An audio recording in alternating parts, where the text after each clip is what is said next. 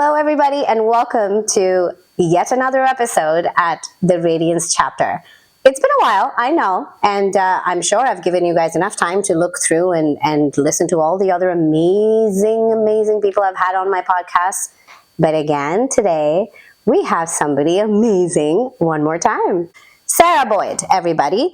Sarah is a personal trainer, and she's in the area. She's local to us in Ottawa here. And she's been a personal trainer for about 15 years. She started personal training at the age of 16. Started coaching at 16, then got into personal training. Yeah. Also, she's into nutrition and lifestyle coaching as well. And drumroll, she is the author of the recently published #1 bestseller, The Habit Revolution. The Habit Revolution, a woman's guide to evolving health, habits, and hormones from first period to post-menopause. I love the range of this. It's a big one. It's all of our life, right? Ideally, of life of women. Revolution, you call it a habit revolution. I want you to tell me about this. Yeah, exactly. So as women, we know that our hormones change as we go through the month, and we know that our hormones change as we go through our life. So the health habits that you were taught from your parents when you were a kid and a teenager, they were great and they worked, but we're not really developing them and changing those as we go through our life, which is creating a lot of health issues, metabolic disorders as we're seeing our population aging, and a lot of frustration from my female clients as they're realizing that what used to work for them is no longer working for them. And that's natural, it's normal, it's an evolution. What I'm calling the revolution is understanding that your body changes and that you have to change your habits with it. So can you give me an idea of what do you actually mean by that? Sure. We'll start by diving into what our hormones look like through the reproductive cycle. Perfect. So we have 4 phases of our cycle, and when you're in your reproductive years, it's a lot easier to notice because you have your period that starts on day 1, and you know exactly when day 1 is every month, and you'll know whether your cycle is 26, 27, 28, 29 days. On average, it's 28 days, so that's the timeline that I'm going to use, but a lot of it is getting to know your body and your unique cycle length. So it starts with our period. Typically, we feel that our mood is a little bit lower, which makes sense. One of our vital organs is literally shedding. So it's repairing itself. It needs more rest. It needs more iron as we're losing that blood. And we need more water in order for our body to repair itself. So that's very normal to have lower energy. The first day of your period is also the start of your follicular phase, which actually goes day 1 to day 14.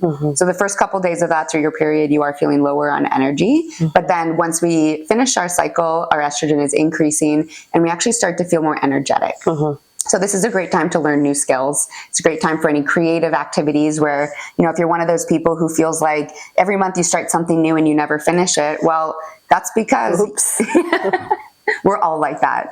I actually wrote my book like that. I kept restarting my book over and over until I finally sat down and decided that I should write it to exactly the rhythm that I'm writing about. And so I did all the writing of this book in my follicular phase. So in between days 1 and day 14, because that's where I feel the most creative. And so that's where we're the most outgoing. We're the most willing to try new things. Our energy tends to be higher. We do better with foods that are light, salads and fibers and proteins. Protein is always important.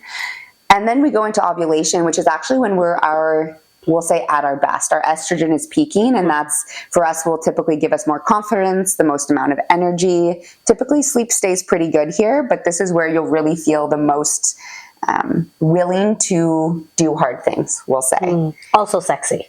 Also sexy. That's it. I actually planned my wedding. Hopefully, I'm getting married this summer, that I planned my wedding date based on when I will be ovulating. Oh my God, I love that. And it's not just because I want to get pregnant. It's because I want to feel my best. I want to feel the most glamorous. I want to be glowing. And so I'm not the only person who's done that. I learned it from someone else. This is the first time I am actually part of that industry where, the weddings happen. Yeah. This is the first time I've ever heard of that. No. Well, why would I want to plan my wedding when I'm going to be PMSing? I agree, 100%. I'm going to be bloated. I'm going to be cranky. I'm not going to do well with anything that goes wrong, which I've heard happens.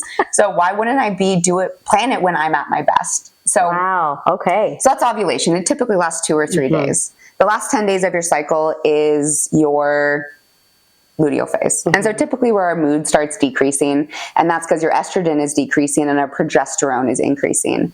And so during this phase, we typically have lower energy. We are a little bit less motivated to go out and do things out in public, but we're also a lot more detail oriented. So I did all of my editing and like the small details on my book during that phase. And so once I learned that, okay, 2 weeks of writing, 2 weeks of editing, the book wrote itself very quickly.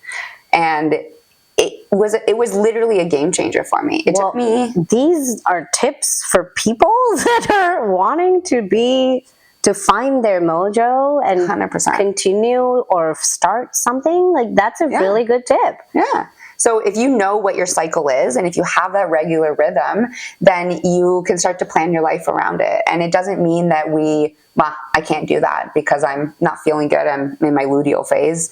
It could be, could we have this conversation next week?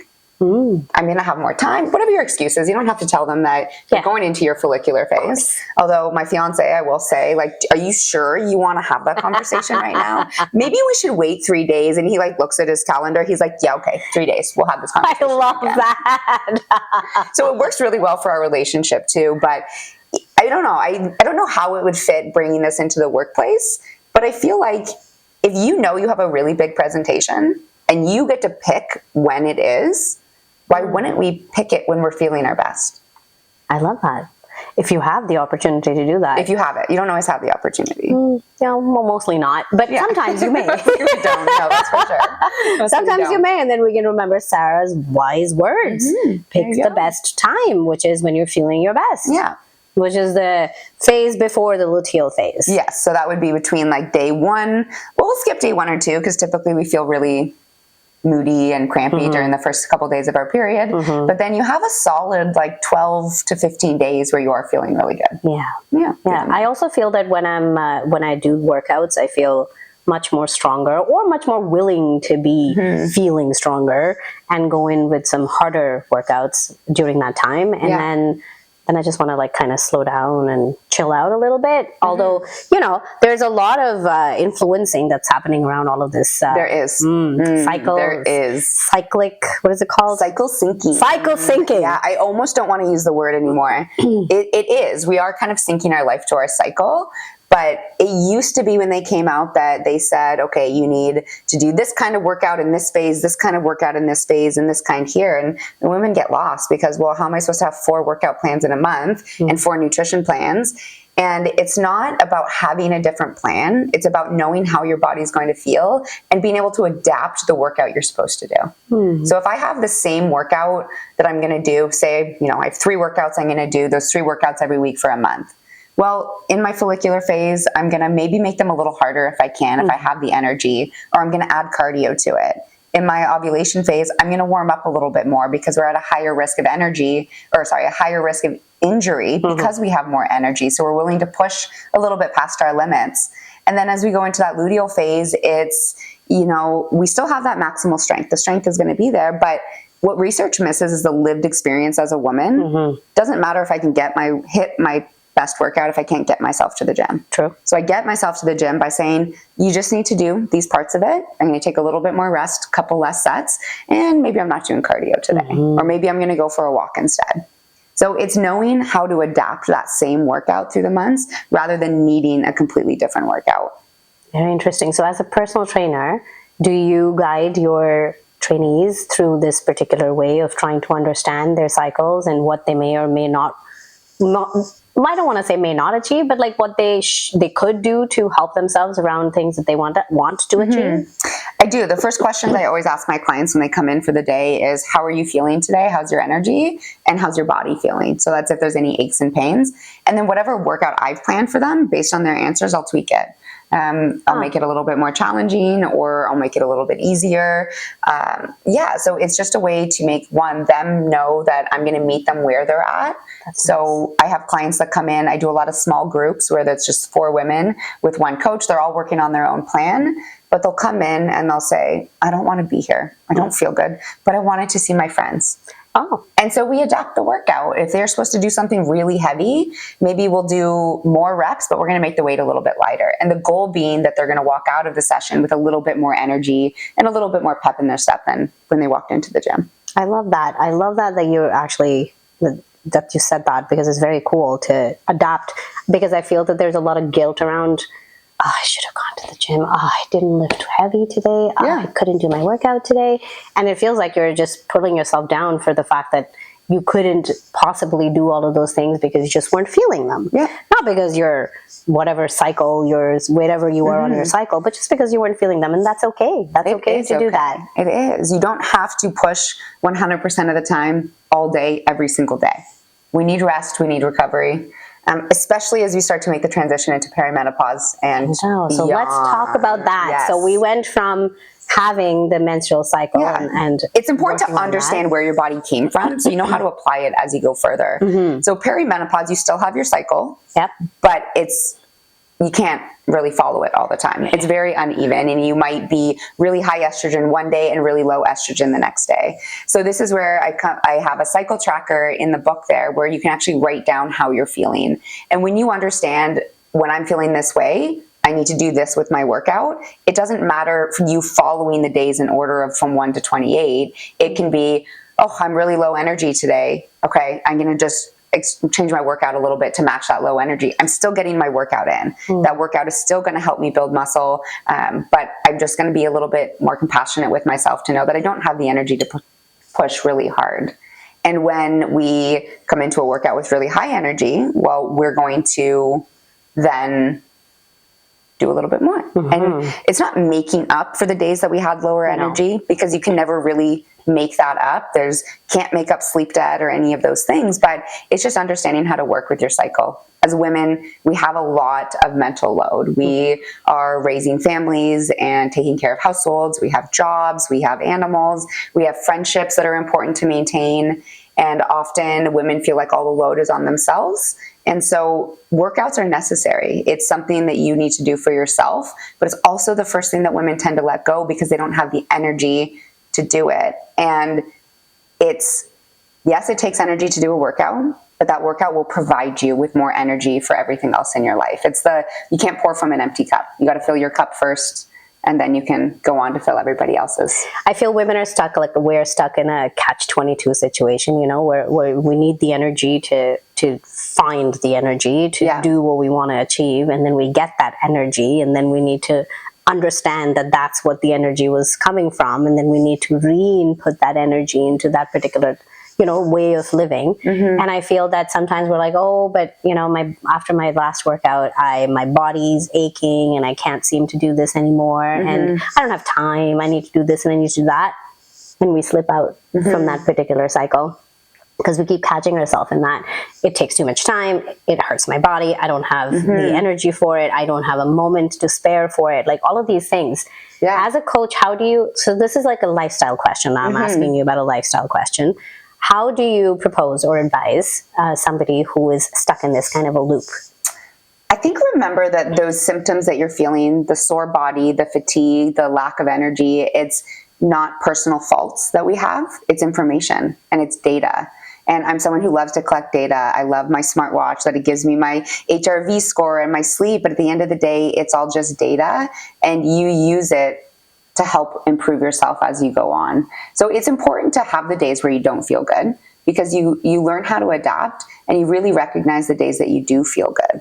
And so when we look at the data points, and so say we're trying to instill a new habit of working out or eating healthy, there's a lot of different ways for every habit. There's a lot of different, so say I want to eat more protein. Well, that could look so many different ways. Yeah. That could be a certain macro goal a day. It could be a certain amount of protein per meal. And so what we want to look at is how we can improve that on a day-to-day basis. So maybe I didn't hit my 140 gram of protein goal today. That's okay. I'm going to start again tomorrow. That's all. It's data from yesterday. I couldn't do it. I was too busy. And so you take that data, whatever the reason was you couldn't do it. I had meetings that ran all day and I couldn't eat. Well, then for the next day, you take that information. What can I bring with me to work tomorrow that allows me to get those little bits of protein in throughout my day? Maybe I don't have the time to eat 3 big meals, but I do have time to eat 5 small snacks throughout the day. So that information of I didn't have time to eat is now, okay, so what do I do next time that I can counteract that? How do I build up my backup plan so that I'm not being reactive to it? That is a very cool way of looking at it. Like I never thought about it as data. Like I think that's. Do you like data? I love the idea of data. Yeah. Because then it's pieces of information. Yeah. Then it's not emotion or physical effective. It's actually information. And what do you do with that information, or how do you manipulate that particular data for it to work for you the next time? To go forward. Yeah. Yeah. Like I love that idea. Like it's literally breaking it into information. Really small steps. Yeah. And it's not a report card. So it's hard because people are like, okay, I want you to write down what your eating habits are. And they don't want to be honest with themselves as they write it down because they're grading themselves. This isn't a grade. You write your habits that you currently have down. I don't know. We haven't, for the record, looked at what her habits are yet. So maybe we need to. I don't think so. Yeah. It's just data. They're not personal faults. Right? We can always get better. Even if you have the best habits. I ran a habit workshop on Monday and one of the ladies put her hands up and she's like, I do all of these things really well. I strength train 4 days a week. I eat my fiber, I eat my protein, I hit all my goals. I do sleep, but I realize that maybe I don't recover as well. Maybe I need to do more stretching or more mobility. So even if you have great habits, you can always improve. Mm-hmm. There's no such thing as perfect. It's not about perfection. It's about consistency. And when we hold ourselves to this perfect standard that's never attainable, consistency doesn't matter. So grade yourself on how consistent you are, right? So if your goal is to eat more protein, to eat a certain protein target, mm-hmm. and you didn't hit your target, but you had protein with every meal when you don't usually, that's a win. That's a win. It's a baby step in the right direction, and that baby step will build momentum over time. Mm-hmm. I love these are like little nuggets. Little nuggets. Really cute, like really cute little small nuggets that you can just adopt and be like, yeah, I can do this. This doesn't sound hard. Because, fitness and lifestyle changing goals feel like a mammoth. Like they look like you have like Everest to climb or something. Like you can't, where do you start? Where do you stop? Where do you go? And just like you said, data, we don't consider it data. No. And I think that changes the idea of how you look at your achievements, not necessarily to put yourself, like you said, as a report card, but to actually see where you're going, mm-hmm. and then where you should go to help yourself to achieve better. Yeah. I love it. But you really are talking about nutrition in this, and you are a nutrition coach, and I do want to talk about... I have a nutrition coach. I know you bring it in, and it's a natural bringing in because they go together. You don't have fitness without nutrition, without mm-hmm. lifestyle changes. It's just 3 of them. They're all together. But you did personal training before you did nutrition training, or how did this come around? So I started as a swim coach, actually. I was a high-level swimmer, and when after university, I said I want to coach high-level swimming. So I got the opportunity to, and at the 2016 Olympic trials, a lot of the athletes that I had been assistant coaching, none of them made the Olympic team, which is, that's very common. It's a small team and a lot of people trying out, but they all quit. And it didn't sit well with me that they had worked so hard. We had worked hard. They had been working for something, and then they just quit afterwards. And I had the realization that I had created overworked, under-recovered athletes just like myself. And so that's where I was like, I need to take a step back.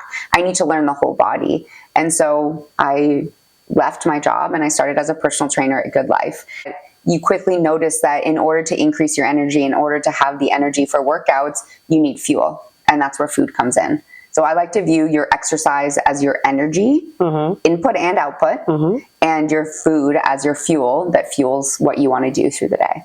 Well, food is measured in energy. It is. Yes, kilocalories yeah. or joules. I was coaching with a swim club out in Alberta, and I was the assistant coach for the international group that was training for the Olympic trials. Wow. We have celebrity people sitting in my chair. Like, what? That's amazing. Wow. And you just nonchalantly just drop that in there and be like, this is training, the Olympic level people that wanted to get into the Olympics. That's where I wanted to coach. That's what I always saw myself doing, was being at that level. And I got to that level and I was just like, I don't love this. I just created athletes that were just burnt out like myself. and I wanted to do better. So how did you introduce nutrition into your personal training and lifestyle coaching?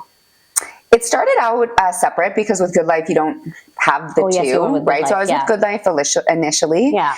And it brings the two together into a way that's much more of a lifestyle thing that you're doing Mm-hmm. rather than, okay, I'm going to do my training and then I'm going to go do my nutrition. So it really brings them in together and they do go hand in hand. Okay, so what can you tell us about nutrition for fitness? For fitness, you need your protein in order to build muscle. We know that. Like, think of your protein as as Legos. You're literally building your muscle. We need to eat a lot of protein, but we also need to eat fiber. If we're eating a high level of protein, excuse me, and we're not eating fiber, then chances are you're going to get constipated. Just to put it bluntly, the food's not going to be moving well through your system. So that fiber, what we get through like whole grains and through a lot of vegetables and fruits, are really important. Those plant products to help us digest that protein that we're eating. Carbohydrates are also very important. So fibers would fall under the carbohydrate category, and it's often the one thing that they cut out. First thing. But our body needs energy. The quickest energy that our body can break down is going to be the carbohydrates. Yeah. Quick carbohydrates. And I love bread.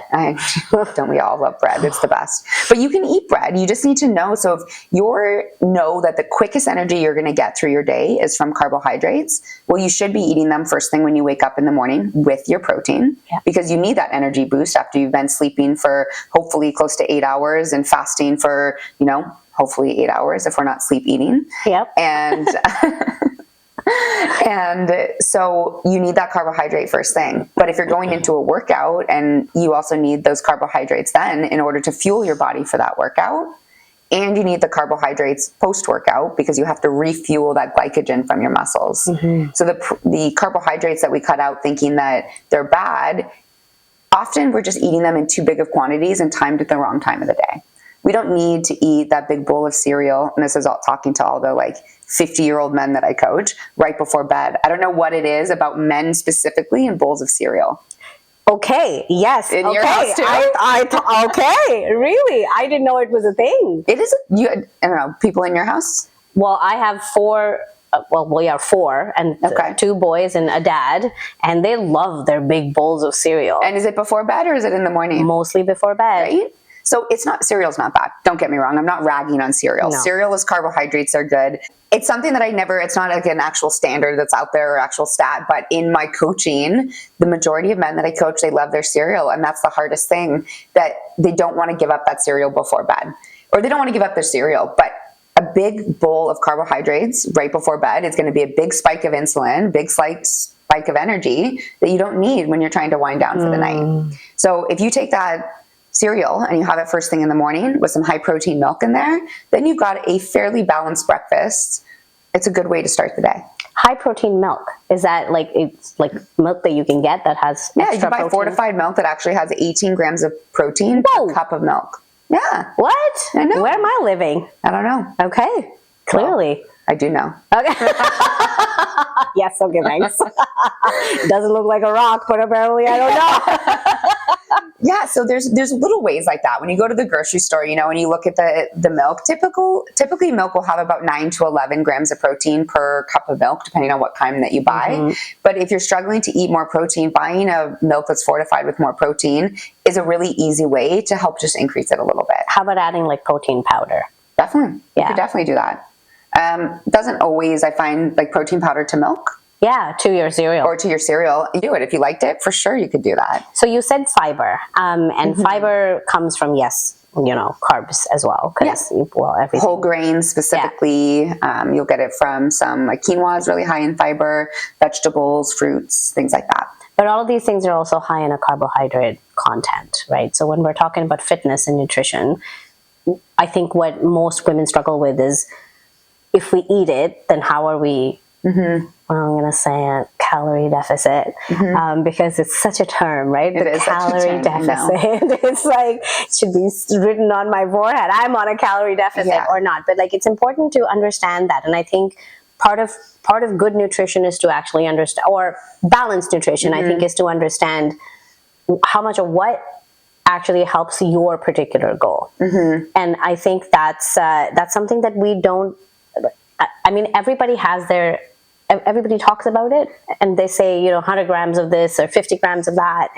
But I feel every body is different, and we all go through our energies in a different way, and we all, expend a certain way. How do you balance that? So it's really tough. When I start working with clients, especially clients who are going through middle age and they're seeing the visceral fat addition around their waistline, they start to go to severe calorie reduction. And it actually goes past a calorie deficit. A calorie deficit is 200 to 300 calories per day. If you're dropping down significantly below the base number of calories your body needs to do its bodily functions, then you're actually going into a low energy availability state. So say, I'm going to throw out some numbers here. Yep. Most women's bodies need around 14 to 1600 calories a day just to do bodily functions. That's sit on the couch, walk to the bathroom and back. You're going to need that 14 to 1600 calories a day. And now if you're exercising, if you're out and about, if you have a busy job, that's going to add an additional 300 to 500 calories plus exercise, sometimes more than that. So we could go up to, 2,500 calories depending on what you need. So if you're restricting yourself, and I will often work with women when they start and they're eating 1,200 calories a day. So they don't even have enough energy in their body for their body to do what it needs on a daily basis. Wow. Outside of their exercise. And so I like to think of this as hibernation mode. If you're in that low energy availability state, your body's going to stop doing things that aren't necessary for survival. Converting fat into energy isn't necessary for survival. Our body actually wants to hold on to that fat. Right? Hibernation. To live longer. Yep. We need that. So it's important to make sure that we're eating enough foods. And I find what happens is if you don't know where you're at, if you don't know how many calories you're actually getting, how many grams of protein, how many grams of carbohydrates, it's hard to figure that out. So you do need to use a macro calculator, or you do need to track to get an idea of where you're at. That was going to be my next question, but you already answered that. Okay. It is. So I'm going to use myself as an example because I have been doing this for a long time. I can visually look at my food and know what I need to eat. But I have a wedding this summer, and for the first time in my life, I've had aesthetic fitness goals. Ooh. And not performance-based goals. I'm not an athlete anymore, but we have a wedding coming up. I want to look spiffy. And then I go and I break my arm. And I didn't even break my arm. Like I did a really good job on it. Let's just say that. Is it a couple places? So it's one fracture, but I tore a couple ligaments as well. My God. So the ligaments so I talked to Richa actually. I was like, I got my cast off after a week. And I told her what happened. She's like, Sarah, don't be excited. It's so much worse. So my workouts are a lot lower. I'm not able to run right now. I'm not able to, even sitting on my Peloton is uncomfortable. So my cardio is really decreased. So I have a good friend who's also does something similar to and I sent her a photo of my meal, and she's like, Sarah, there's a lot of fats on that plate. And I'm like, yeah, it's a charcuterie lunch. And I was like, look at it, I was like, maybe I should track and see where I'm at right now. And so I'm not on a deficit because I'm injured and my body's repairing. So you need to make sure that you're getting the nutrients in. But just by tracking for 4 days, you realize, okay, I've, gone off a little bit off the track from where I should be. And so every once in a while, even if you're really good at it, just put it into MyFitnessPal, the free version of it. It's really good. There's a lot of stuff that already auto-populates in it, and just get an idea of where you're at. So general rule of thumb for women would be we want about 0.75 to 1 gram of protein per pound of body weight. So Okay. we're going to take easy numbers here. If you weigh 150 pounds, you need around 150 grams of protein per day. So if you think of that in 3 meals, that's 50 grams of protein in 1 meal. That's a lot. That's a lot. You're eating a lot of food in one volume. Most people find it easier to eat it in, 5 meals of 30 grams of protein. Yeah. And if you get that protein fortified milk with a scoop of protein powder in it, that's 40 grams of protein right there. Yeah. And that's a great way to start your day because you can take it on the go. If you have a busy morning, you have kids, you put it in a bottle and you take it with you. I love that idea. It's a really good idea, but I do have a counter to that. Okay. So current research talks about not having to have small 5 meals because then your body is always in the motion of digestion and working and doesn't get that break or that rest. And if you introduce intermittent fasting, you don't even have that many hours in the day to be able to have that many meals. So how is that balanced? That's a really tricky one because when it comes from a women's standpoint, when we look at intermittent fasting, And all the women are doing intermittent fasting. they all are doing it. And so from a hormonal standpoint, when we wake up in the morning, our cortisol is high. That's what wakes us up in the morning. as women, if we don't eat in the morning when we wake up, our cortisol increases again. And so now we're in just this higher stress level. So eating a little meal, well, I mean, depends on what time of the month. Sometimes that turns into anger. But yeah, we are. So it's like your stress level that's already naturally high and should be high, but it should come down when we wake up, just continues to increase because we're not getting food into our body. So introducing a little bit of food is a great way to get that cortisol to come down. But it's also, if you're dealing with some insulin sensitivity or some pre-diabetes, that's where your intermittent fasting can come in handy, because then you do get less increases and decreases in that insulin as you go throughout the day. So there are benefits to it, but not to the way that our society is just saying it's good for everybody. Because the initial research on intermittent fasting was done on men. And when they wanted to initially study it on women, they said, let's go find men that look like women. Whoa. So they went and found older, overweight men, and they said, let's test it on men because they look similar. But the big difference is our hormones change. So they've done more research on women since then. And one of the big things with that intermittent fasting, if we think of, a 12 intermittent fasting, so 12 hours of eating, 12 hours not, which is common, or 16, 18. Well, if I wake up at 6 in the morning and I eat my first meal and I stop eating by 6 p.m., well, guess what? Then I'm going from 6 p.m. to 6 a.m. without eating. Yeah. Right? But a lot of us, we skip breakfast in the morning and then we start to feel the munchies in the evening. There's a lot of research and a lot of science that shows if you start eating, especially a high protein, high fiber meal first thing in the morning, then you're actually going to keep your insulin levels more steady through the day, especially as you get into the evening, and you'll be better able to resist those evening munchies and cravings that you might get. Another thing that they say is if you eat first thing in the morning, because you're eating first thing in the morning, it gets metabolized faster, and you can get voraciously hungry around like 11 or noon, around that time. And so it feels like it's, and I know this personally, I went through this for a little bit. I don't anymore, but like I did go through it a little bit, but I've had a lot of female friends that talk about it and why they prefer the intermittent fasting, because then you're actually not eating, I don't know what was their last meal, 7 or 8, maybe 6 in the evening, and then all the way till like 1 o'clock or 12 noon. Or later. Yeah, or later. So that allows the metabolism slows down. You're literally, there's nothing in the body to work through metabolize. it. Exactly. So, but it makes them feel that they're losing weight around that. And I just don't know if that's a myth, if it's personal, if that's factual. Like, I don't know. It definitely would be individual. I'm not going to say like it's a straight right or straight wrong, but when we look at our insulin levels and what we need to do to maintain a steady metabolism, we need to be eating on regular intervals, because our body likes rhythms. Our body likes consistency, and our body wants to know what's coming next. So if one day you eat at 6 a.m. and then you don't eat till 1 p.m., but the next day you don't eat until 10 and then you have your next meal at 6 p.m., there's no regular interval. So you want to find something that's going to be a consistent interval that you can maintain. And so I have really busy mornings. I start work at 6 a.m. at the gym. And so I start with a smoothie every day. I don't love eating when I wake up. So I put a banana, some frozen fruit, some water, and Greek yogurt in a blender. I blend it up and I take it with me. Some days it's done before I get to the gym. Some days I'm finishing it with my second client. My next meal would be hard-boiled eggs, because I can go into the back room and I can eat a couple hard-boiled eggs really quickly and be back on the PT floor. And then for lunch, I'll typically have leftovers from whatever I had from dinner, which is usually around 12 to 1.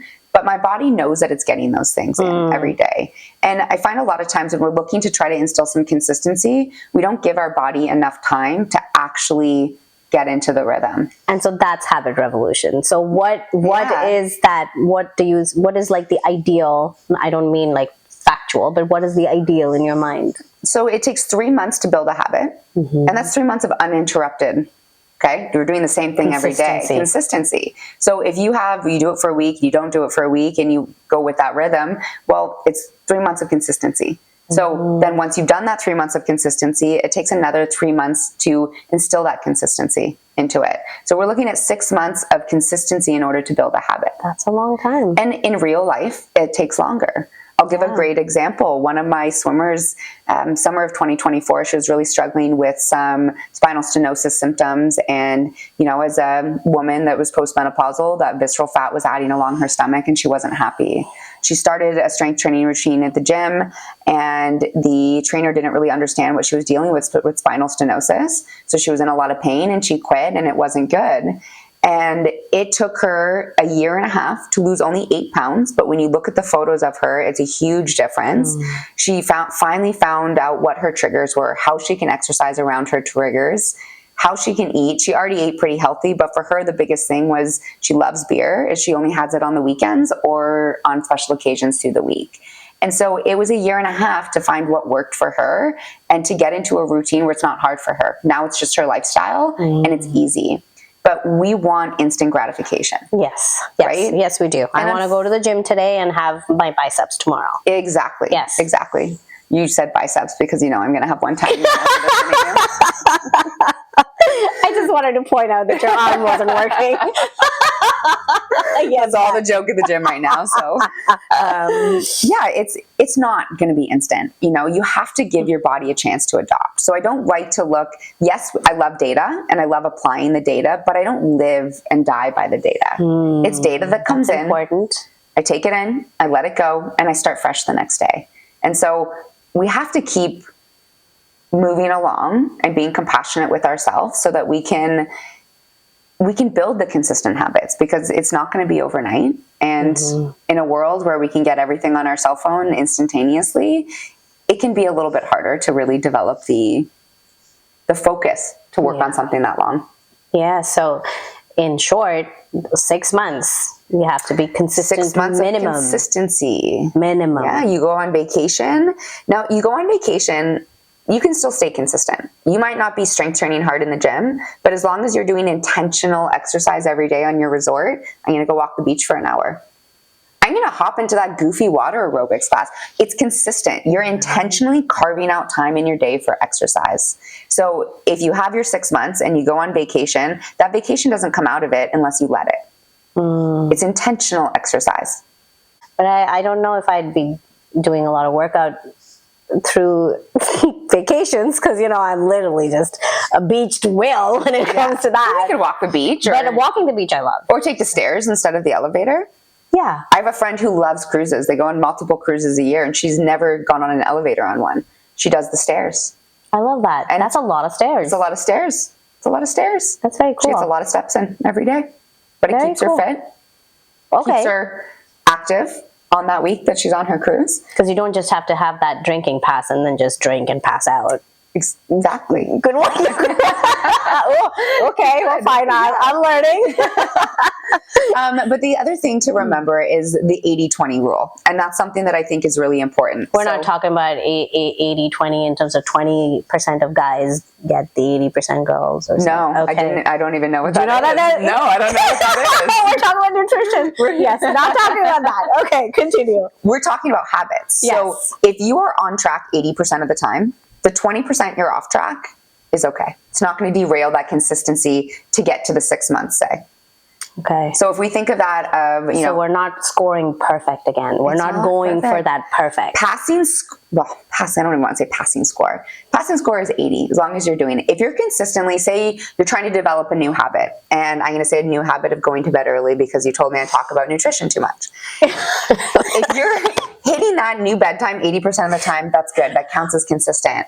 If you're looking at so say you kept the data of a month and less than 60% of the time you're able to hit it, it's not the right habit for you to start with. Try something different. So maybe instead of going to bed at that time, you're going to shut your devices off at that time. Okay. And then you'll start to find other things to do, or you can't find anything to do, so you end up in bed, or, there's a lot of different ways that we can break habits down into smaller bites. Typically, people want to go for that biggest, shiniest thing, Well, yeah. right? They don't want to take the baby steps in between. No. Well, I mean, we are in a world of instant gratification currently. Like, everything is on our fingertips. We want to, even in your glasses, my husband has a pair of glasses, and if we have a question, it's like, hey, Meta. And I'm like, okay, well, we could have waited. Cool. We could have read. We could have done something, but no, right away we can ask the question and get the response. So we're in that time We are. in the world where we actually don't have time for things that will help us growth or move forward or clear a plan or create a plan. Yeah. And I think something like this, though, in that kind of a noise is really cool because one, it promises not a lot of time taken on it. I had someone come into the gym at 10 a.m. and say, I read your book this morning. It's like, this morning? She's like, yeah, I sat down with a coffee and I read it. It's like, okay. I love that. I know. I think it's So coffee with a side of protein and the habit revolution. there you Revolution go. Is that It what would the be plan perfect. is? I love Yeah. it. That's a great plan. That's really. I feel. I told you. I'm sorry. I said you talk a lot about nutrition, but nutrition is so important. It really is. It But is. I didn't mean it that you shouldn't talk about it. I think you should talk more about it. I think it's more important to talk about nutrition.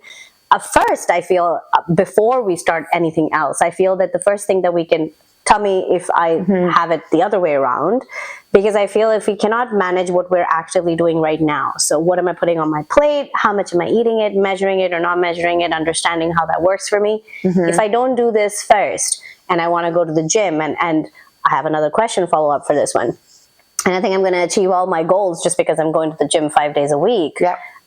that might not be the best way to go around. So I work with the 4 categories. So we'll look Okay. here. We have our sleep, we have our exercise, we have our nutrition, we have our recovery. Oh wait, is that what the color coding is? That's the 4 quadrants. I love that. There's 4 quadrants, and that's what I work with. So exercise, sleep, recovery, which is different than sleep. Think like self-care. Sleep is the actual time sleeping and quality of that sleep. Recovery is your walking, your mindfulness, your breathing, anything you're doing to downregulate your nervous system outside of sleep. And then we have our exercise and our nutrition. They all play in together. And the reason I put them on a quadrant in here, fading from one color to the other, is that they all affect the other ones. So if we're not sleeping well, you're less likely to make good food choices. If you're not fueling your body properly, you're not going to have the energy to exercise. If you aren't exercising regularly, your sleep is going to take a hit. So yes, nutrition is important, but it really is what's the most important depends on the person. Okay. So are you willing to share? What is Some of most yours? important to me? No, so I'm going to walk through a very mini habit thing for you. Normally I make people write this down. So tell them to split their paper into 4 quadrants. So you can do this here if you're following along. I can do it. Okay, split your paper into 4 quadrants. Got it. And we're going to say how many times a week, and one of the quadrants is going to be your exercise. Okay. How many times a week do you exercise regularly, consistently? 3. Okay, so you're going to write that down. Okay. And how do you exercise? Where do I write it? Anywhere? Doesn't matter? Anywhere. Doesn't Okay. matter. How do I exercise? Yeah. Strength training, walking, mobility, All of yoga. them. Write them down. Oh, okay. Strength training, mobility, walking. I don't do cardio other than just walking. Okay. Well, that's it. So if you say 3 days, do you do all of those in one?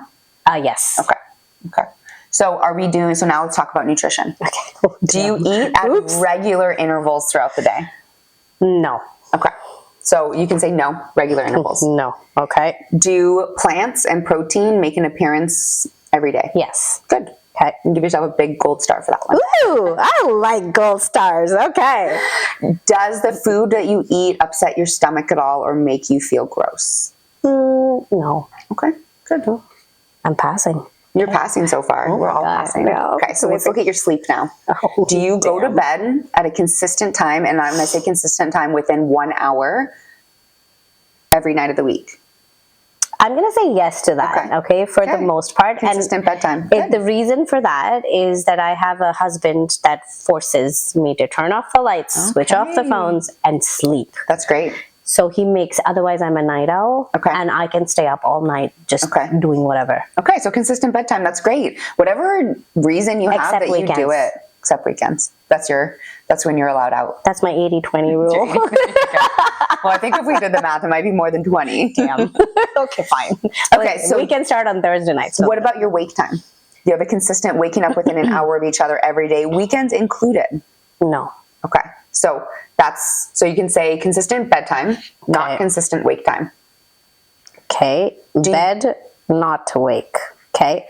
Do you wake up feeling rested? For the most part, yes. Good. that's a good Yeah. thing. You can put that gold star there as well. Ooh, I'm getting gold stars That's here. good. Look at that. And then, so we're going to go to the recovery next. Do you actively spend time down regulating your nervous system? So what does that mean? I know I love the nervous It's a system big one right down-regulating.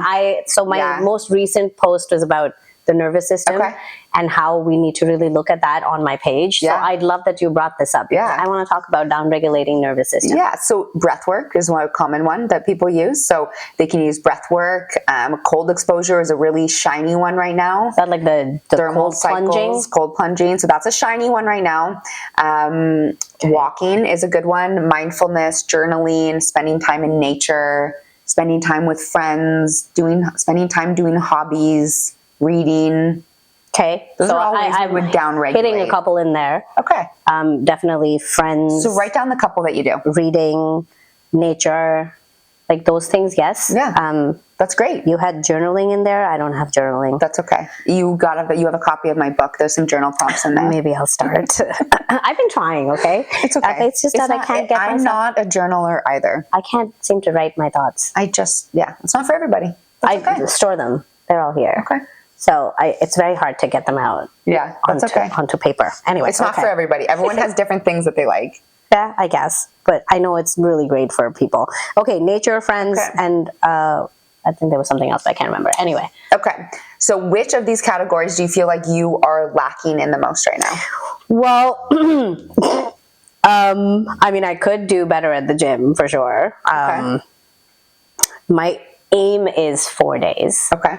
but I'm at 3. Okay. And it's generally because my recovery is normally not the best. Okay. And I don't mean by nervous system recovery only, it's also just the rest and the recover part Okay. coming back from the gym, because I do not stretch very much so. Okay. And that hurts the process. I think with food, I'm good. I know about my food. I can keep it consistent. There's not a problem.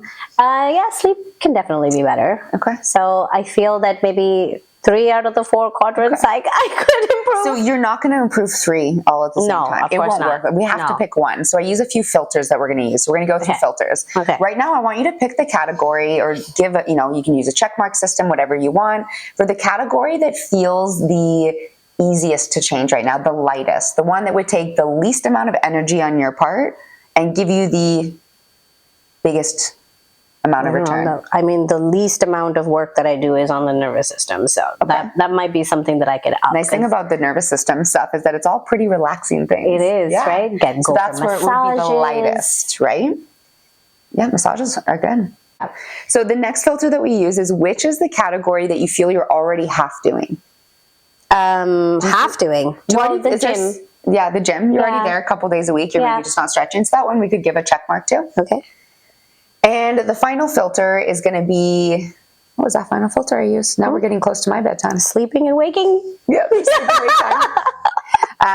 so then we look at it and we say, okay, we're going to pick the one category. Okay. So for you, I think based on what you've said, your exercise is good, but you don't recover from your workouts. Yes. And you don't think you spend enough time compared to the other categories on your recovery. Yes, that's So true. your recovery category, which is the down regulation of the nervous system, which includes your mobility, your stretching and things like that, is probably your best place to start, where you're going to spend the least amount of time to change it and get the maximum benefit. Okay.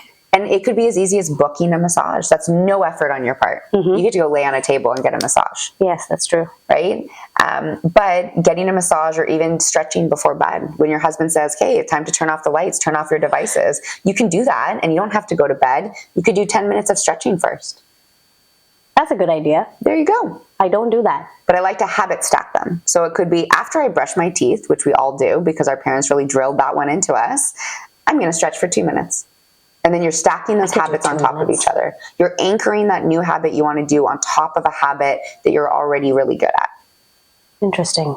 I like that. And that allows for consistency. It allows for consistency because it's not going to become, I'm going to do this one thing. I'm not going to just brush my teeth.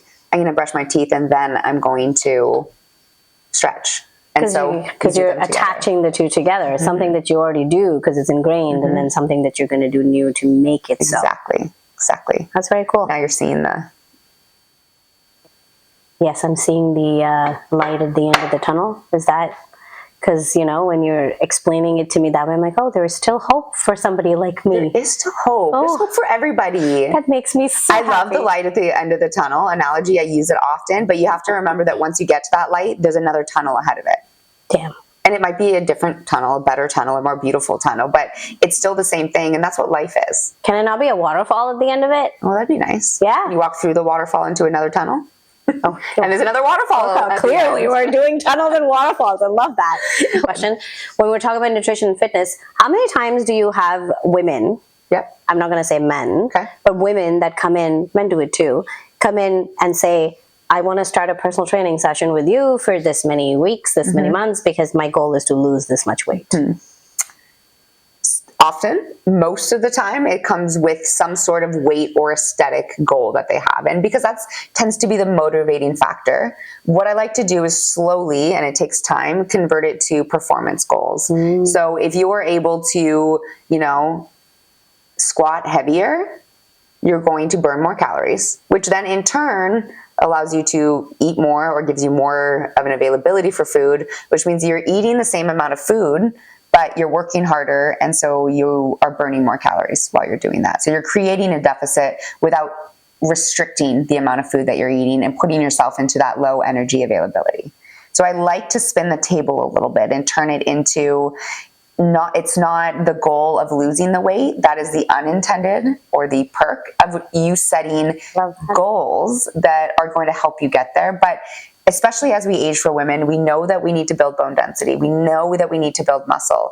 If we focus on doing those things and doing those things well, then the weight is going to eventually work itself out. When I say, my client only lost 8 pounds, but she looks completely different, she looks completely different. She lost fat, she built muscle, she doesn't look manly.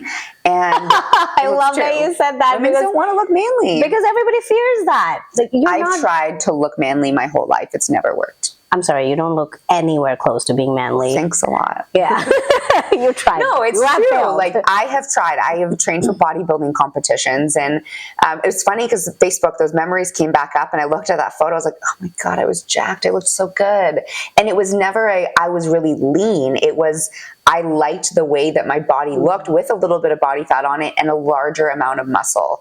A lot of time when women want to look lean or toned, it's not just that they want to lose fat. It's that they want to fill up their muscle a little bit.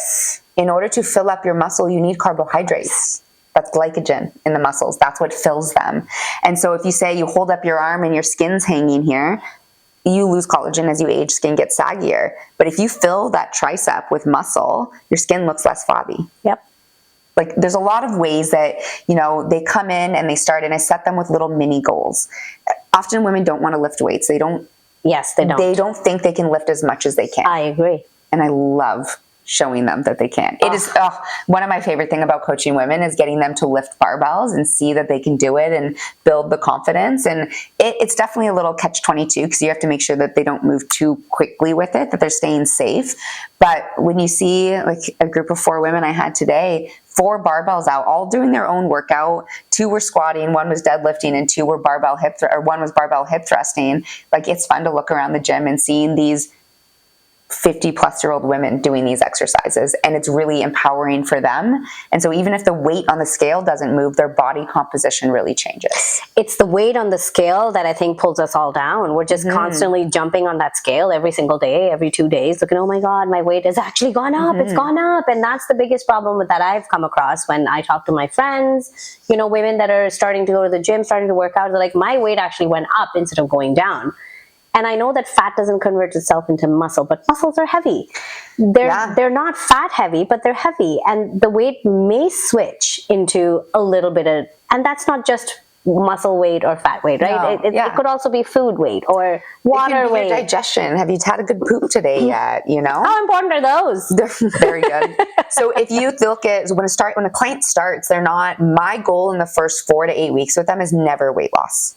But wow, I love that. Wow, exercising and you start exercising, you could see some weight loss. But to me, that weight loss doesn't mean your success. Success when you're starting out at the gym is, are you moving without pain? Are you able to do these movements, these primal movements like squatting? Are you able to comfortably put your socks on? You know, can your body move without pain the way it was designed to do? That is the success in starting a new program. And if that's new exercise that you weren't already doing, a little bit of weight loss or tightening up at the waistline is an added benefit, we'll say. After we do that foundation phase, the next goal is to build muscle, because every pound of muscle you have burns an extra 50 calories per day. Every pound of muscle burns 50 calories a day. This is like pudding stuff. Like it's like literally happening to you. This is like 250 calories a day right here. Which was that one? Never mind. A little less. Sorry, a little less. I had to. I know you did. I set you up for that one. Okay. Anyway, continue. I love that. So then once you've gone through, 4 to 12 weeks, depending on the person, of foundation building, then you go about 8 weeks of muscle building, and then you get into the fat loss phase. It doesn't mean that there wasn't already some fat loss happening. It just wasn't the main goal. But once you're moving in a way that's pain-free, and then you've put some muscle mass on, well, then your body and your metabolism is ready to go. And so then you convert into a weight loss phase, which might mean more cardio. It might mean a little bit of a caloric deficit, but on that nutrition side of things, we've already spent a couple of months already building up your nutrition to support you. So now you're ready for a little bit of a deficit. And after you go through that weight loss phase, then you go into a strength training phase, where your goal isn't to build muscle like it was earlier. Your goal is now to build strength. And that strength is where you really burn a lot of calories. So you're lifting, this is what they're saying right now, women need to do 5 sets of 5. So I have women come into the gym and they grab a 10-pound kettlebell and they're like, well, I just did 5 sets of 5. Well, you weren't lifting heavy enough to get that adaptation at the 5 sets of 5. It can take 4 to 6 months to prep your body to be ready to do that 5x5 that we're all hearing about in the media right now. And if you are jumping into that 5x5 at the appropriate weight and without doing the proper buildup, you're most likely going to injure yourself. Yep. And then that's another setback and another, barrier to fitness for people. And that's following blindly into what the influencing and what the media and what the fitness world is feeding us, because they're feeding us. I mean, this entire world and this entire market for women is like so huge right now. Yeah. And there's so much that they're feeding a us lot. all the time that we don't know which or where to go. That's why I love having these conversations with professionals that are in the business that do this. They've been doing this for years. Yeah. Because what you bring to the table is not just an idea or a perspective, it's experience. You're actually bringing not just your own experience, you're bringing everybody else's experience too, everybody that you've worked with. And it's important to understand that everything that we hear on social media may or may not be for you. I understand it. It's not gospel truth. It is literally somebody saying something for some reason. Yeah. And I'm not telling clients to do this because it's popular right now or do this because this is what you need to do. I'm telling clients to get to know their body and their rhythm and then to identify where they're currently at right now. Because if you don't have an honest viewpoint on where you're at, then how do you get to the end point if you don't know where you're starting? Yeah. Right? It's like someone puts you in a cardboard box and says, okay, now I want you to point what way it is to Toronto. How do you know? That's those windows in that box. That is Schroeder's cat, isn't it? Or Schrodinger's cat. Yeah. You just went into quantum physics. I love it. Well. You may be pointing in the right direction. You may not be, but you wouldn't know. So you need to know where you're at and you need to know how your body works. And that's what we are taught, how our body works a little bit in school, and our moms have taught us what they knew when they were younger. I hope that through this book and through understanding it, I don't go through the pain that my mom did through perimenopause and menopause, where she didn't know what was going on. She had these mood swings, and I can think back to times where arguments I've had with my mom where I'm like 16 and I'm just hormonal and it's all new and my mom's going through perimenopause or postmenopause and we're just going at each other, and you look back on these times and you're like, oh man, so many hormones going around there. For sure. And so if this can make it a little bit easier, even if it's just you having an understanding of where you're at and giving your body a little bit more compassion for where it's at. You're not going to get to the end point tomorrow. Like we said, minimum 6 months.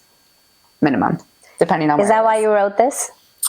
Yeah, it is. It was a lot of, seeing that there's all this information is coming out on women's health. And my clients coming in like, okay, I need to lift 5x5. How do I do it? okay, well, we'll get there, and having to explain it. And I just realized that nobody really understands this, and it's not complicated. It's not a mystical creature. I enjoy studying these things. I love studying fitness. I love studying nutrition, the same reason we hire a realtor. Yep. A realtor asked me that, like, why would someone hire you? Well, why would someone hire you? Yeah. Because I don't know how to buy a house. I don't know the best practices. Well, you might not want to research all of this stuff, but you still need to learn it. It's your responsibility as an adult to learn how you should move your body and treat yourself to live healthy. I love it. I love it. And so you gave us all this amazing book to understand. 2-hour read. A 2-hour A 2-hour with coffee. read. Coffee in the morning. Coffee in the morning. Yeah. Right? With Yeah. some protein on the side. Little protein on the side there. Yeah, that's how we start. Fun fact on caffeine, because I love my coffee. I love my coffee. coffee. It's an appetite suppressant. Mm-hmm. It is. So And they call it a diuretic? diuretic. Diuretic. It is a diuretic. Yes. Yeah. So it'll dehydrate you as well. But it's like, oh, I'm not hungry. Well, yeah, you're not hungry because you've had 5 coffees. So you've suppressed your appetite. That's a lot of coffees. I've Are gone you through- having 5 coffees? No. Oh, not thank anymore. God, Sarah. But I've gone through at points in my life as a new trainer. You're at the gym at 6 a.m. You You're just have there to keep until going. 8 p.m. You have to keep going. Coffees, energy drinks. Like, a lot of learning this has been through lived experience of me Yes. being like, what is going on here? Okay, I need to learn more about this. I need Which to go is on and why learn. this is so valuable, because it is lived experience. That's what I was saying to you, is Yeah. that lived experiences have the most value in my do. mind than somebody who can just read me a paper or something because they did some kind of a test or research. Show which us you can live it. Exactly. Yeah, show us you can do it. And Sure. you did mention that some of the research was done on men, and then women were men that seemed like women or whatever. I feel there's a lot of that still is going around, and women don't necessarily understand that because it's not really out in the public. No. But I feel that whenever I'm having conversations with my girlfriends and we're talking about all of these things, their goals, their ideas of where to start, I do say something, and I'm very proud of that I say it, because you just said it, is that weight loss, to me, I say it's, if you want to lose weight, that is a side effect of all the good things that you're going to be doing. So that'll happen. You just have to give it time. But that cannot be the focus, because then if you make that the focus, then everything else goes to... Yeah, you goes get south. frustrated. Exactly. I fluctuate 7 pounds a month. I weigh myself every Monday, first thing in the morning, part of my routine. 7 pounds every single month I will fluctuate. Imagine I was so fixated on the scale, and that natural water retention that happens in my luteal phase, it frustrated me and made me quit what I was doing every single time. And this has been years, 5 to 7 pounds every single month that I'm fluctuating. I have to measure this. I don't ever do it, So, but I know it stands like for data. me. I know. I like data. You are such a data girl. I do like data. So Monday morning, first thing, 5 in the morning, I get on the scale. Okay. Yeah. And it's doing it consistently at the same time, the same one. It sucks when you're doing it after a big weekend of eating, or after our wedding food tasting, which was an open buffet. Like, there are times where it's unfortunate, but it's data that you're putting in. And it's really interesting afterwards to see the trend. So like, okay, yep, I'm up now. But you know what? I only compare my weight to where I was 4 weeks ago. So yeah, I'm up 3 pounds from last week, but I'm actually down 2 pounds from where I was 4 weeks ago today. And so you can start to see the trend and the cycle over time. I love that. You know what? Follow the trend, Follow the trend. but the trend that you're making. Yeah. That's the trend that you have to follow. You have to Yeah. understand where you're going, where you're coming from, and where you're going. And that it takes time. It does take And then time. it takes habits. All good thing takes time. Oh, yeah. Trying Well, they to say find that. What day is my... What days? Is this it? Monthly cycle tracker, page 51. Page 51, So you ladies. can start to write it down. It's super easy. You write down your physical notes, your energy, your mood, your cycle phase, if you know it. But tracking that over time, yeah. This is great. I saw a little questionnaire at the end of something that said, what makes me feel low? And I'm like, oh, I can answer that question. What makes you feel low? Yeah, it's not eating enough. Not eating enough. Not eating fruits, because they're demonized. Oh, sugar. Oh, I don't that's Sugar, but high in fiber. Yeah. So But if like it's we- natural sugars. Unless Yeah. I'm diabetic, then yes, I have to make sure. We're talking healthy, no metabolic disorders Exactly. right now. And that is, I guess we didn't go a lot into postmenopause, but estrogen for women is protective. So when you lose estrogen, when you don't have that constant influx and you're in postmenopause, you actually are at a higher risk of cardiac disease and metabolic disorders like prediabetes and kidney disease and other things like this because we lack estrogen. So if you take the time, the 10 to 15 years prior, and you get your body in the healthiest shape possible, when you hit that age where you don't have estrogen, yes, you're going to be at a higher risk for it, but that higher risk where you are now is still a lower risk there where you would have done if you didn't make these changes 10 to 15 years ago.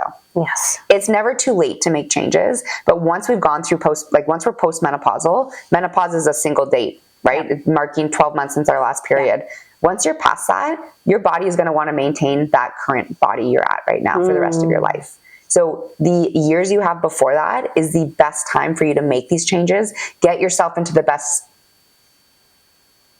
shape of your life. Get yourself into the best shape of your life so that the last, 50 years of our life, we're going to be feeling better.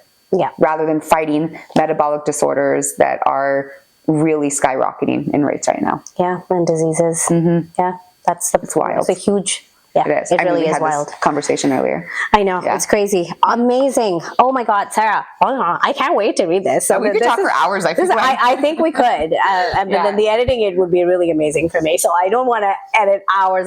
But I'd like to have you back. And I think we should. What we didn't touch on was, yes, a lot of postmenopausal, perimenopausal information. But I think we can do that another time. Yeah, for sure. And I'd love to be able to, create some nutritional options visibly for the audience to kind of get an idea, when you're thinking food and you're thinking, what can I do? Swaps, what can I do? Add. I think that's a very important thing to learn. And I think visually we learn a lot more than just kind of reading. Because I can't retain a lot of the reading that I do. Yeah. But if I see something, then I remember it. And it's, I think, something that we should try and do next time. What do you think? Yeah, I think it would be great. And your kitchen is good for it because it's nice and open. Well, it is. It's really good. And it's even like how to prepare. My lunch today, I opened up 5 Tupperware containers. I mixed them all together. It's different every time, but it's one of the things I shared today was actually putting cottage cheese on your salad. I saw. With balsamic vinegar. And you did ask if you tried it, and I wanted to say yes, but then I thought I'll tell you when you're here. Did you like it? Yeah. It's so creamy. I love cottage cheese, by the way. Okay. I hated it until 2 years ago. Yes. So I got my kids into cottage cheese too because they all hated it. Everybody hates the little texture in it. It's cheese. I mean, we love cheese and we hate cottage cheese. Like, it doesn't make any sense. Yeah. Anyway, they're converted. Yeah. My brother reminded me why I hated cottage cheese my whole life. Why? When we were 3, every meal, well, when I was 3, sorry, I don't remember this, but every meal we had to have a spoonful of cottage cheese, and it was literally force-fed to us. That's why. And so I hated it until 2 years ago, and it was like, okay, let's give this a shot. It's so good for you. And I would usually blend it into like a spice mixture to make a dipping sauce with Greek yogurt. And it's so good that way. So that was like my gateway cottage cheese. I use it as pasta sauce. Yeah, great. I blend it. Really creamy. Very creamy. Yeah. So nice. The consistency is amazing. The interesting thing that I heard about why a lot of Indians who have moved to Canada deal with a lot more weight issues than in India, and you can correct me if this is true or not. I hear that. Is it when you're in India, it's very customary to pass around yogurt with your meal, and then you have your lentils, and they've lost that. It's not always here when you look at a lot of Indian diets. And I'm working in Canada Lakes. We have a lot of a lot of Indian families that are there. They eat a lot of lentils. They're vegetarian. They get their protein from lentils that are also higher in carbohydrates. So taking that yogurt or that cottage cheese onto your meal with it is not only really yummy, it's actually increasing your protein and giving you a higher protein content in the meal. Yes. And yogurt, because it's a warm country, hotter country, yogurt is generally considered a cooling element. Yep. Although if you could look in Ayurveda, it's a warm element. It actually keeps your body warm. But it depends on how you're eating it and what time of day and how you're mixing it in the food. There's a lot of science there that I try and remember, but I can't. But then yogurt actually, kefir is one of the things that come from the East, so which is fermented yogurt basically, but it's the texture is a little lighter. But we use that and we call it lassi. And you would have heard mango lassi is one of the. If you ever go eat to an Indian restaurant, they will have mango lassi as part of their offering. Yeah, those are the yummiest things that you can ever have because it's mango pulp and yogurt. Interesting. In a smoothie, so it's actually a mango smoothie. But they make it sweet because Indian people love their sweet stuff. Yeah. But that has been a newer idea of what has ages for years, eons, like my grandparents, their grandparents, they used to have with their food every single time before they ate was one whole glass of that buttermilk. Yeah. Is what that is. Okay. Before their meal. So, and I just heard this recently, like this is not me like finding a research article and showing that. That's what I heard. And I'm thinking back to, I'm like, oh, it makes sense. Yeah, and the funny thing is that that's like the best gut bacteria, and it allows, Yeah. and it sets your gut up to take up whatever's coming next. And people actually say take a teaspoon or a tablespoon of. There are some doctors, nutrition experts on online in America. Oh no, this one's actually German, I think. Okay. Or French, who talks about taking a teaspoon of vinegar. Okay. Before, in like a glass of water before you eat, because Like apple cider vinegar? no, like vinegar. just vinegar. regular You could do vinegar. apple cider Okay. if you want. The apple cider Okay. has other benefits, I think. Yeah. But she says to do that, and then it allows whatever you're eating next to help your gut bacteria to accept whatever's coming and work through it, interesting. metabolize it instead of like get bloated or whatever with the digestive tract. So there's so many things out there. So but interesting. You know, secret, it's not so much a secret anymore, actually. I didn't love Indian food no. until I learned to make it at home. Oh, I just found, like, I found at a lot of restaurants, it was always white American yes. food. It's all butter. Because It's all they butter want it to chicken. be There's a lot of popular. grease on it. Yeah. Yeah, Indian food. Yeah. Yeah. So actually, Yeah. if you go around India, if you ever do, if you really try the traditional stuff that they make, and it's the best It's kind really of food that you can ever have. I just don't feel like, as someone who I grew up in the States, people like, I don't have, like, I didn't know really what Indian food was until I started having people make me and teach me, because I love food. So Yeah. I make it, and I'm converting my fiance in as well. I love it. So you know what? When we do our cooking thing, We'll do some Indian recipes. Yes, I would love that. I love the idea of you coming back and doing like It an would be good. Indian Yeah. version of nutritional. Meal prep. Yeah. I think it would be really beneficial, because I know so many Indian clients or people come to the gym really struggle to hit the proper macro ratios eating their traditional food. You know what else it'll do, which I would love the most, is that it will take away the demonization of Indian food being heavy fats and heavy food, and it's not good for Yeah. you, and that you eat it and it I'm going leaves to you do some bloated. research here. I'm going to do some research. I'm going to reach out to you probably have a lot of recommendations. Maybe too. something you could introduce me to would be paneer. Oh my God. So someone told me about That's a paneer, daily thing. but the first thing they told me about was how you make it. And I'm not a milk person. You don't have to make it. You can. I know, but it grossed me out. And so I've like seen it at the grocery store, and I'm like, ooh. It's like what is it called? Curd solids. Like I forget when you do them with soy and you have milk curds. Is that what it's called? I forget what they're called. Yeah, but that's But it's still, literally curdling the milk. it's like that's the how same cheese thing, is made. cream That's cheese or cottage cheese, all those things, right? same thing. Yeah. So Same we thing. could make some like paneer, some tofu. We could do like a vegetarian cooking thing, I'd love that. which would be cool. Oh my God, I'm so excited. Yeah. When are you back Yeah. next? Okay, now we I have know, to we figure think- this out. This is Well, crazy. I have to figure my arm out. That's before I can really do. Yeah, Well, so- if you're helping me, like, What's your recovery like? I have that brace for another 3 weeks, and then it's seen if I need surgery after that. We're Oh my hoping it'll goodness. heal on its own. When it comes to like stuff like that, like a lot of chopping and stuff would be done prior. Oh, yeah. And I have a special knife actually. And I'm very good at chopping. And it's really just like moving pots around that I wouldn't be able to And do. we've got my husband to do that too. Oh, there we go. We're enlisting the family here, So I'm Sarah. starting a new hashtag for the year. It's called hashtag Men in the Kitchen. So But I'm going to phrase this that's amazing. as like we have to make the men feel good about it, right? So we want to see more biceps in the kitchen. So like that's what I'm starting, Men in the Kitchen. I love that. And I think it's great because from what I've seen in my own relationship, I do all the cooking. I love cooking, and we do have very traditional gender roles. But when I give him the opportunity to do it, he enjoys it. And there would be nothing I would love more than being able to cook in a kitchen with him. Not our kitchen, because it's a small galley kitchen, but like I just find that romantic. Bring him it's too. fun to do. We should do an all four of us Such cooking. an introvert. Oh, he would. We won't talk to him. We won't talk to him. but Because I he can just- bring his biceps and burritos. Men in the Kitchen, hashtag biceps and burritos.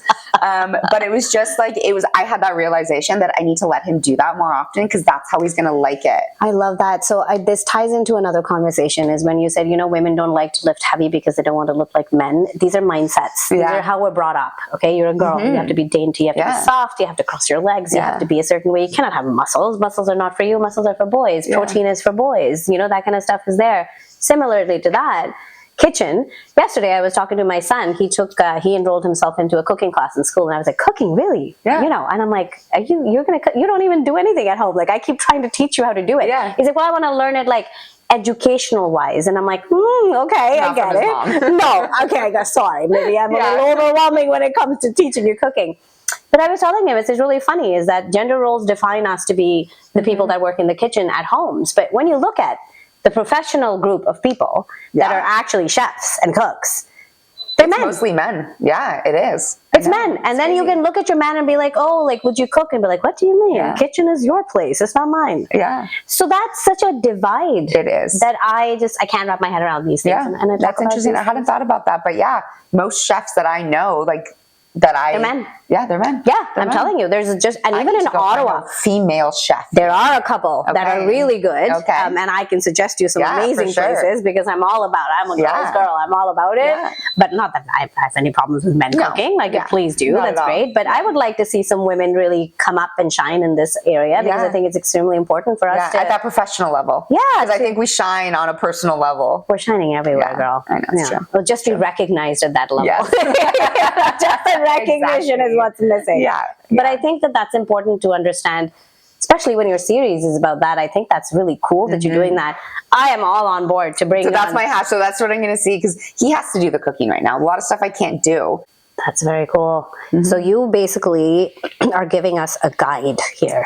I am, yeah. Very brief guide. It's just not a big book. It's just like the in-depth, or sorry, it's not the in-depth. It's the kind of just touching on all of it. And if you want to learn more, then you kind of know where you can go to learn more. But it also has worksheets in it. So after every chapter, you're going to see either journal prompts or you're going to see some worksheets like this, where it's going to ask you some questions to help you better understand what you've learned in the previous chapter and how to apply that information to your life. Okay, so I love the fact that you've added some worksheets in there. I love homework. You love homework. That's the one thing that I run from. Oh my God. But it is the most important part of our day. If we don't take back or take notes of things, or journaling actually has a couple different reasons of why it's so good. There's a few health benefits for journaling. Yeah. Right. Well, mental health as well. So And that's kind of the biggest one. And I think a lot of what you see when you go through this is that it's helping women change their mindset around their health. So they're not getting frustrated with themselves and down on themselves. They're having more compassion that I don't have to feel the same every single day. And that's where journaling comes in, because you write through that. If you're writing, especially if you're writing on a regular basis, you'll see how your mood changes as you're writing if you flip back and you see it. And so it is really good for our mental health and our mindset, and that directly affects our physical health. that's amazing. You said it's not a very big book. I have to say that's a good thing. I think you kind of felt that it's not that in depth. But you know what? Sometimes when you're picking up things like these, and if they're big and thick, that's intimidating. You're looking at a book and you're like, okay, I don't know how many days it's going to take me to go through this. Something like this, Short and sweet. it's perfect to start your journey, to go through it, to do your journal prompts, to figure out yourself and really get into it. I love it. I love it, guys. You can actually get this on Amazon, I know, but it's a self-published book, and Sarah has done all the work herself, along with some help with some friends that we know, and has published this book. So I encourage you to pick one up and start reading it and going through it as soon as you can. Sorry. Oh my God. Okay. Whoa. Sarah, wow. Okay, I think we can just continue talking, but I want to thank you. Thank you. Thank you so much. This was amazing. What a great conversation. It was a lot of fun. I want you I back, love though. it. I do want you back. We'll do some more for we, sure. We got to do some fun things. We've got too much to talk about. Lots, Yes, and lots to do for sure. too. We I got know. to do Get our lots of- hands dirty. Yes, that's right. So stay tuned in, and we'll see you next time. We're gonna say bye to Sarah. Bye. Awesome. That was fun. I hope we got it all. Yeah, no, because you know there's some things about men that we shouldn't get into. I'll let you use your professional discretion on that one. I'll put some voiceover.